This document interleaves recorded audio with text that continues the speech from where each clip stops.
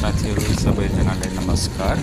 यो भिडियो बनाउनुको केटाहरूले चाहिँ त्यो बाटो देख्दाखेरि केही गाडी अथवा टिपरहरू केही गाडी आउँदाखेरि त्यहाँ हिँड्ने बाटोमा हिँड्ने मान्छेहरू सबैले धुलोमैलो खानु परिरहेको छ। र यो बाटो धेरै भनौँ भने के कारणले कसको कारणले किन नबनेको र हाम्रो यहाँको जनप्रतिनिधिहरूसम्म यो पुगोस् र सम्बन्धित विकासमा पनि पुगोस्, किनभने सबैतिरको बाटो बनिसक्यो तर हाम्रो यो कछिरे टोल आउने बाटो र बजार जाने बाटो किन अहिलेसम्म बन्न सकेको छैन।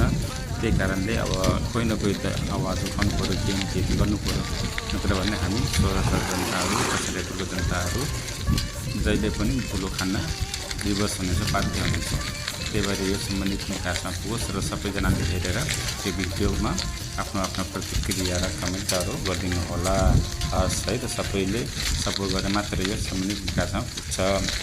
किनभने धेरै वर्ष भयो कि यो अरू सबैतिर कुनै ठाउँमा पनि 20 भइसक्यो, तर हाम्रो यो कछिरे टोलमा आउने बाटो अलिकति बिच बाटोमा लगभग 500 मिटर जति होला नबनेको, त्यहाँ बन्न सकेको छैन अहिलेसम्म।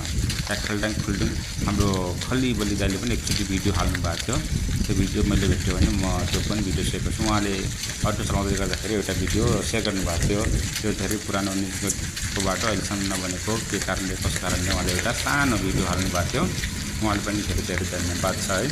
उहाँको भिडियो पायो भने म पनि सेयर गर्नेछु र यो सम्बन्धित विकासमा पुगोस् र यो बाटो छिटोभन्दा छिटो बनोस् है त। हस्, धन्यवाद सबैजनालाई।